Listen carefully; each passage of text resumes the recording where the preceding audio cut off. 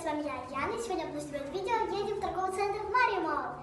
Если что, Маримол — это такой огромный торговый центр в Сочи. Я просыпаюсь и улыбаюсь, и понимаю, как долго ждал этот день. Хлопья с молоком бывают только с молоком. 30 дней прошло, спрашивал учителя.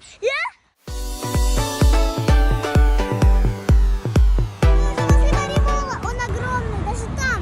Вон там есть второй корпус. Это вообще... Мы с мамой только что зашли в магазин детской одежды, и я нашла свой костюмчик. Пижамку такую в виде миньончика. Я не хочу без нее уходить. Здесь нет нормальной одежды, поэтому мы идем в другой магазин.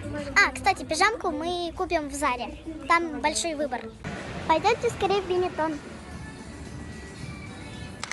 В Бенетоне я тоже ничего не нашла. Мы только что были в Заре, и мы не нашли мою пижамку. Значит, будем покупать в детском магазине миньончика. Мы только что зашли в Икею. Если что, это то же самое, что и Икея. Тут есть все.